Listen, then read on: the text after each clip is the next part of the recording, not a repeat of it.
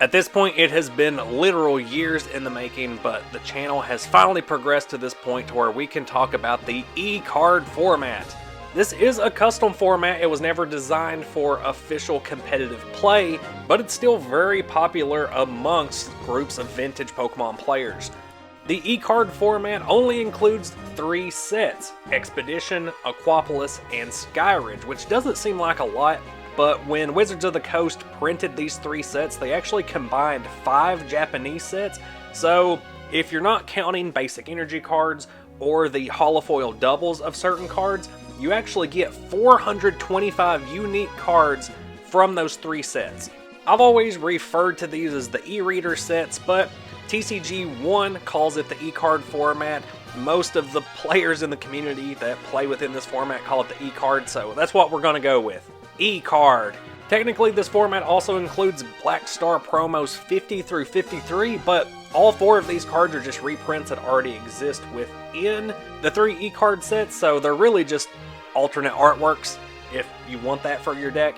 I've always had a bit of a bias against these 3 eCard sets because I think that they look ugly. I hate those barcodes on the card, just the formatting. I never liked it. And so going into playtesting and collecting the 3 eCard sets, I was just thinking like, yeah, whatever, you know, it's good to have the cards and it'll be good to create some more content, gain some more competitive experience through this very niche format. And what I came away with was an absolute love for this custom format. It's one of those experiences that just makes you want to sit down at a table across from another person and play cardboard creatures. It's such a well-rounded little format that brings out a pretty unique Pokemon play experience, and most players are completely unfamiliar with these 3 sets.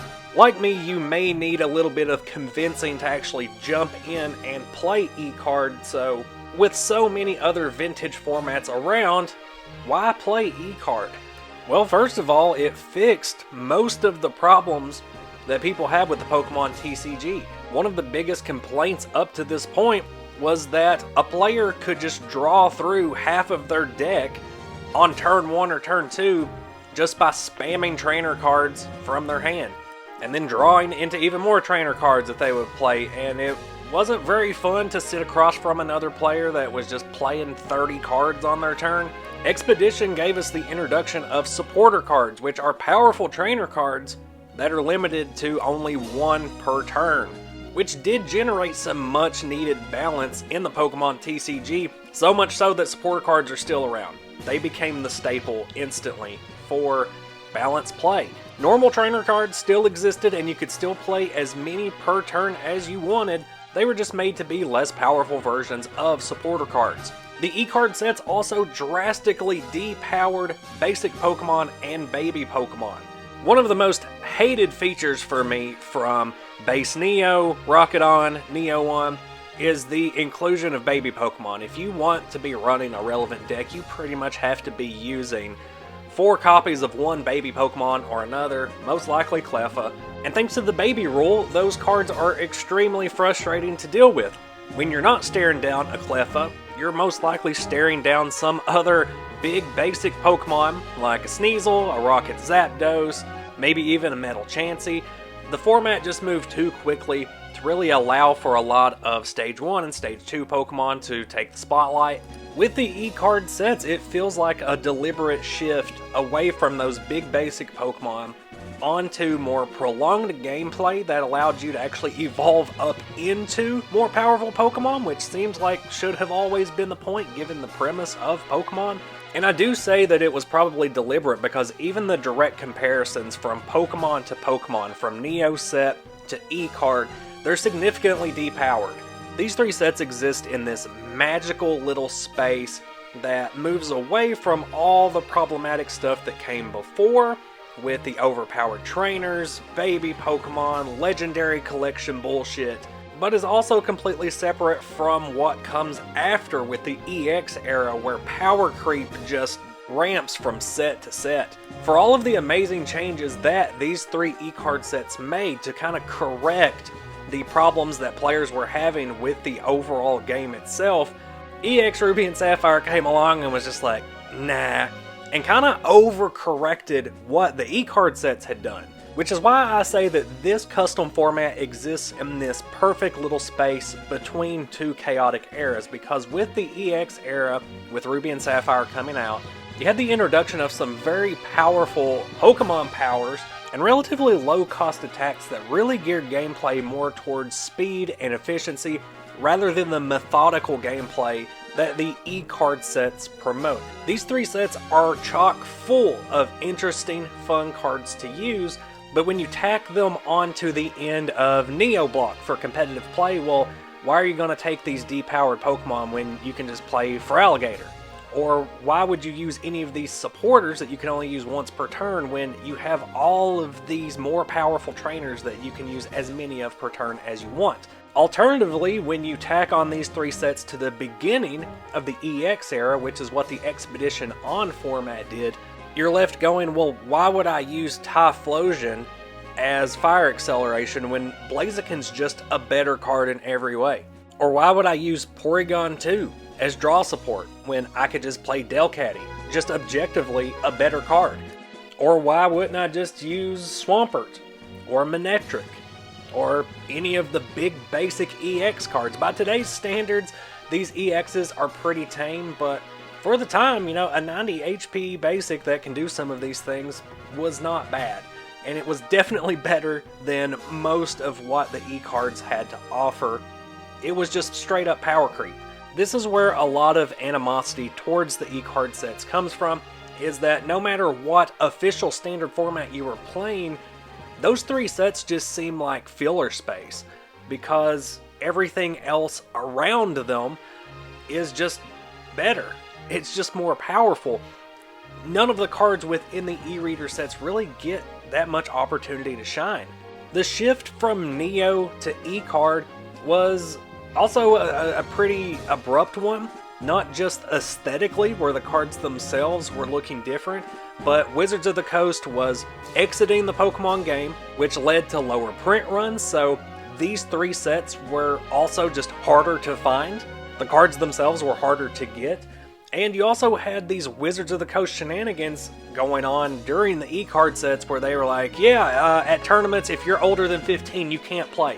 Which I can rant more about in a separate video, but the point is that Wizards was alienating its player base on top of everything else that I've been talking about. Now, TCG players do not normally adjust to change very well, so when you layer in all of these other problems and issues, it's gonna change people's perceptions of the actual cards that are being released and of the company that's releasing them.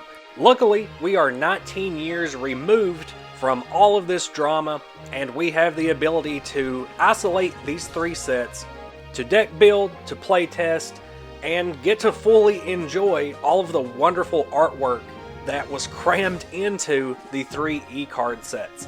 Now that I have hopefully convinced you to give this custom format a shot, let's actually talk about the format itself. Aside from the introduction of supporters, we also got the introduction of Pokebodies, which unlike Pokemon Powers, which you could activate on your turn, Pokebodies were always on. The distinction between the two didn't really influence the gameplay all that much, but it was an interesting little difference to note. Like most other formats, there is a core set of supporters and trainers that's gonna go into pretty much every deck. If you are building an eCard deck, you're most likely gonna have a full playset of both Pokemon Fan Club and Professor Elm's training method. These are just the most efficient ways to search your deck for the exact Pokemon you need. When it comes to draw power, you're also probably gonna be running 3 copies, if not a full playset of Professor Oak's Research, Copycat, and Underground Expedition. Just all around good resource gathering. Desert Shaman is also a solid draw option, especially if you're wanting to disrupt your opponent's hand that they've been working so hard to cultivate on their turn. There's also the Ball Engine, which uses Apricorn Maker to grab 2 more search methods from your deck, which is really good for thinning your deck. And we all know that within the Pokemon TCG, thinning is winning, but it's not as consistent as the main supporter engine just because you don't actually know what you're going to be getting with a fast ball or a master ball. So the full ball engine is really only used with decks that only have 1 or 2 evolution lines in them, so that when you are using a ball trainer card, you're more likely to get what you're actually wanting, and it does help you speed through your deck and get resources set up a lot faster. But only for those rare decks that only use 1 or 2 evolution lines. Most decks are going to run at least 3 because there are some really good support Pokemon in these 3 sets. Lapras is kind of like this format's version of Cleffa in that it can really save you from a really bad opening hand. If you can get access to a Lapras, use its assist attack, it's going to grab any supporter from your deck. So whatever it is you need to do to fix your game state, you get instant access to one of those very consistent, helpful supporters that we've already talked about for your next turn.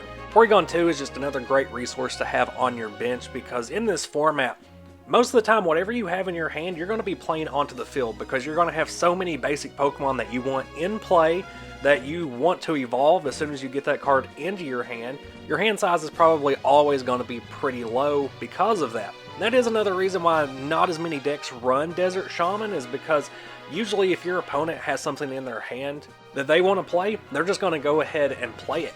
Not a whole lot of hanging on to cards to see if you might need it later. So if you are consistently playing down to 0 or 1 cards in hand, then Porygon 2 is going to be an excellent resource to help get everything out of your deck that you want to play. When it comes to specific search, Clefable is a great card to have. Moonlight lets you trade a card in your hand with any basic energy from the deck, so if you're just needing that energy per turn, or you're playing a deck with multiple Pokemon types, Clefable is going to be invaluable for getting the specific energy that you need to attack. Clefable is another one of those cards that has a very niche use. Instead, you're going to see Furret a lot more often. Now, with Furret's Scavenger Hunt, you have to trade 2 cards from your hand in order to get an energy card out of your deck, but you can get any energy card. It doesn't have to be a basic energy. And the eCard format is absolutely loaded down with special energy cards. Some decks run exclusively off of special energy. Warp, Cyclone, Bounce, Boost, Rainbow, Special Metal, Special Dark. Furret's got you covered for all of these energy types. And you also have to account the types of interactions you can have between these different Pokemon on your bench. So if you are using Furret to trade 2 cards in your hand for 1 card in your deck, and then you immediately play the energy that you grab, your hand is down 3 cards. But if you got Porygon 2 on the bench, you can draw right back up into it. It takes a few turns of setup, but you can pull off some pretty smooth support combos in eCard. Speaking of supports, coverage Pokemon can be pretty important in this format as well, because eCard has this near perfect game of rock, paper, scissors going on that you really want with any Pokemon format, where the metagame kind of eats itself like an Ouroboros, where you're saying, well, grass is really strong, there's a lot of really powerful grass decks. Because of that, fire decks are more powerful because grass is weak to fire, but because there's so many fire decks to counter the grass decks, now water is super powerful. And each stage of that cycle has the Pokemon to back it up. So if you are running a grass deck or a steel type deck, and you know that you're going to have a rough time against fire decks, you want to include some water Pokemon in there. Some of the most common coverage options are just your evolutions, because you can run multiple coverage options within the same deck, giving you a lot more coverage for the metagame. So if you're not really sure what you're going to be up against, it might be a good idea to include a playset of Eevee with some Vaporeon, Flareon, and Espeon, so that you've got an answer for whatever matchup you run into. The 3 legendary birds are also some decent options because they are basic Pokemon with high HP. All 3 of them have a 1 energy colorless attack, making them a kind of scary coverage option to have to face off against early game. Each of them do have a Pokebody that limits the type of energy you can attach to them, which also limits the use of their secondary attack. So it is worth mentioning that their Pokemon body does also prevent the attachment of Rainbow Energy. The ruling is that when Rainbow Energy is in your hand, it counts as all energy types, including the ones prevented by these immunity bodies. Another of the major strengths of this format and why it can be so enjoyable to play isn't just the rock, paper, scissors balance between deck types. It's that every type has a viable option. So if we're talking tier 1 decks and tier 2 decks, there's a healthy distribution of decks across the tier, with plenty of room for rogue and anti-meta decks too. For this series, I've already playtested and recorded 18 decks that I think are good, competitive decks and also fun to play. And across those, you're going to see Pokemon in the spotlight from every single type in the TCG. The only typing I would really single out as being weaker or a tier below all the other ones is Electric. Really, the biggest downside to eCard is that if you are wanting to play it in person, these cards are expensive to get. Wizards printed less of these 3 sets than they normally did, so there are less cards out there, which drives the price up, but also the eCard sets are highly collectible, especially Skyridge. It's considered a very collectible set, and because of that, you're looking at paying $5 for a common card. There are competitive influences as well. You'll run into some weird stuff like having to pay more for a Golbat than for the Crobat, or seeing supporter cards like Oracle listed for $15 or $20 each. It's one of the reasons it's taken so long to actually get these videos done. But I am so excited to actually be uploading this series after working on it for so long. For those of you that have been waiting, I thank you so much for hanging in there. Or if you're new to the channel, we've got plenty of vintage Pokemon backlog for you to check out. Let me know down in the comments what you're excited to see out of this eCard series. Specific decks, specific Pokemon, or cards. Let's get into it. I will see you next video.